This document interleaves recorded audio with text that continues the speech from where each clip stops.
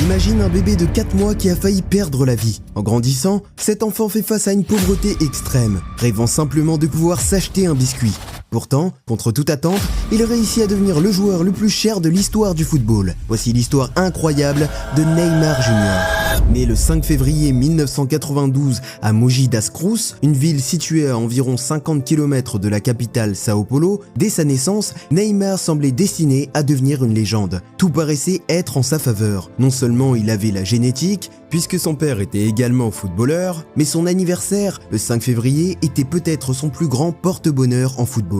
De Geriogue Hagi à Carlos Tevez, en passant par Cristiano Ronaldo, il semble que si tu es né à cette date, tu deviendras forcément footballeur. Mais il ne faut pas croire que les choses étaient si faciles. Tout aurait pu aller très mal pour Neymar dès son plus jeune âge. Il est issu d'une famille très modeste qui a dû se battre pour survivre. Le quartier où il vivait à Sao Paulo était misérable. Son père était joueur de football professionnel dans un petit club local et il avait plusieurs emplois où il travaillait dur pour soutenir la famille.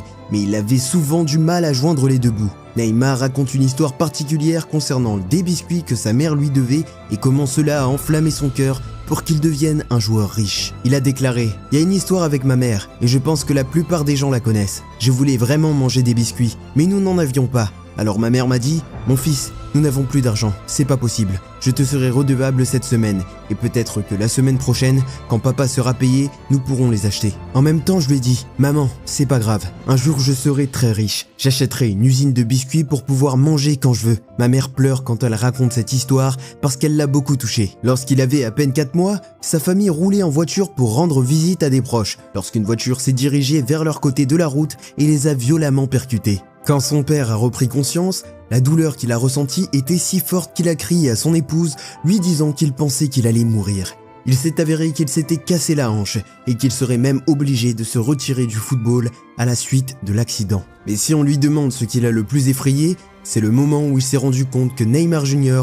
n'était pas sur son siège. Il a pensé qu'il avait été projeté hors de la voiture et qu'il était mort. Mais heureusement, sa mère l'a trouvé sous son siège, gravement blessé, avec du sang dans la tête, mais vivant et sans aucun os fracturé. Quelques années plus tard, et plus précisément à l'âge de 6 ans, Neymar courait dans les tribunes d'un terrain lorsqu'un entraîneur et recruteur de futsal nommé Betinho, le même homme qui a découvert Robinho, l'a vu. En remarquant la vitesse et l'agilité avec laquelle Neymar zigzaguait entre les sièges des tribunes, Betinho a immédiatement compris qu'il serait un grand joueur. Il a contacté toutes les personnes qu'il pouvait contacter et l'a fait venir au Portuguesa Santista, un petit club de futsal, où il a développé son style de jeu artistique qui allait marquer toute sa carrière. Tu as dû vite le comprendre, Neymar est devenu rapidement un phénomène dans la région. Il était si bon qu'il faisait constamment la une des journaux, et les gens venaient de loin pour le voir. Le terrain de futsal était toujours plein, et certains de ses matchs ont même été diffusés en télé. On dit que même Robinho y est allé une fois juste pour voir le gamin dont tout le monde parlait. De même, une autre légende de Santos, Zito, a fait la même chose. Dès que Zito l'a vu, il s'est précipité vers le président de Santos, lui disant non seulement de prendre le gamin, mais aussi de lui donner un contrat et un long contrat. Le gamin n'avait que 10 ans, et d'une certaine manière, il a été assez convaincu pour que, malgré le fait que Santos n'avait pas d'équipe de jeunes qui pouvait accueillir un enfant de 10 ans, ils ont fini par organiser des essais pour en créer une à 0, juste pour pouvoir signer Neymar. C'est pas fou ça ? En fait, c'est grâce à l'obsession de son père pour le football que Neymar est devenu aussi bon dès son plus jeune âge. Les directives et l'accompagnement de son père l'ont énormément aidé.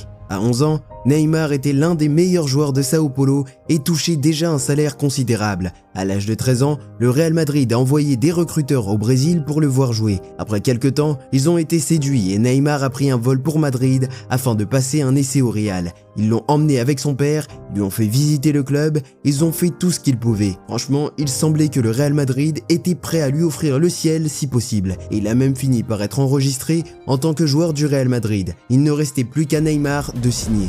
À la dernière minute, il a changé d'avis. Neymar semblait avoir le mal du pays dès son arrivée. Alors son père a parlé à Santos et a demandé au club de s'aligner sur l'offre de Madrid et ils l'ont fait. Le club lui a également versé une prime à la signature de plus de 160 000 € et ne voulait rien d'autre que de ramener Neymar au Brésil. C'est ainsi que l'accord avec le Real Madrid a été rompu et qu'il est revenu au Brésil. Au cours des 2 années suivantes, il a commencé à jouer avec les jeunes les plus âgés de l'académie, même s'il n'avait que 15 ans, et il a réussi à écraser tout le monde à tel point qu'il a été appelé pour la première fois dans l'équipe nationale des moins de 17 ans du Brésil. devenant le jeune espoir le plus connu de tout le pays. Cela a incité Santos à lui faire signer un contrat peu après ses 17 ans et à l'intégrer à l'équipe première où il n'était même pas censé jouer. Et devine ce qui s'est passé. Il a complètement détruit ses coéquipiers à l'entraînement, ce qui a conduit l'entraîneur à plaisanter en disant qu'il allait le convoquer pour le match suivant. Et Neymar, contre toute attente, lui a dit qu'il était plus que prêt.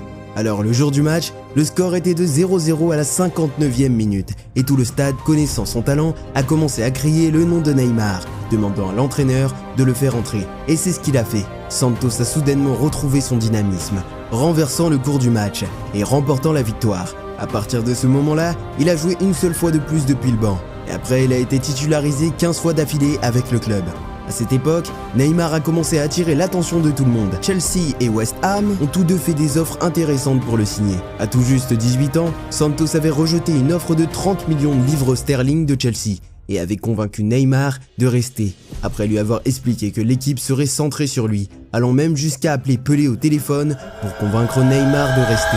En 2011, à seulement 19 ans, Neymar portait les espoirs de tout le Brésil. Son club Santos n'avait pas gagné la Copa Libertadores depuis l'époque de Pelé. Lors de la finale contre Peñarol, devant des milliers de supporters et sous les yeux de Pelé, Neymar a marqué le premier but et a permis à Santos de gagner 2-1 et remporter la Copa Libertadores. Ce soir-là, Neymar est devenu le héros qui a offert à Santos le trophée tant attendu pendant 48 ans. Et bien sûr, faut-il vraiment le dire, Neymar a été le meilleur joueur du tournoi. Et comme si ses performances n'étaient pas assez impressionnantes, lors de son match suivant avec Santos, Neymar a réalisé sa prestation la plus spectaculaire avec Santos, en affrontant Ronaldinho lors d'un match contre Flamengo. Il a sans doute marqué son plus beau but, qui lui a valu le prix Puskás, devenant ainsi le plus jeune joueur à remporter ce trophée, après Daniel Sori, qui a marqué ce but génial lors de son premier match avec son équipe. Après des performances exceptionnelles cette saison-là, le Real Madrid est revenu de nouveau frapper à sa porte pour le recruter. Et finalement, Neymar a choisi encore une fois de rester à Santos et a continué à briller au Brésil. Cette année-là, Neymar a remporté le titre de meilleur joueur sud-américain de l'année 2011.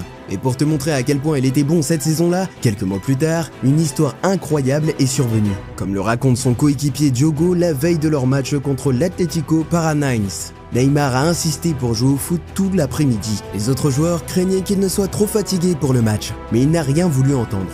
Le lendemain, sur le chemin du match, il était tellement fatigué qu'il s'est endormi dans le bus. Les joueurs et les entraîneurs étaient furieux. Ils pensaient qu'il ne pourrait pas jouer. Et une fois arrivé au stade, Neymar s'est levé, a mis son maillot et a marqué 4 buts. C'est juste incroyable.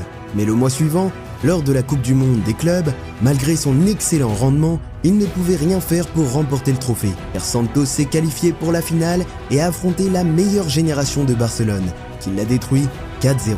Au moins, il a terminé l'année en beauté, puisqu'il a été nommé pour la première fois au Ballon d'Or, entrant directement dans le top 10, même s'il n'était que le deuxième joueur à être nommé alors qu'il jouait en Amérique du Sud. Cela montre bien à quel point sa saison a été impressionnante.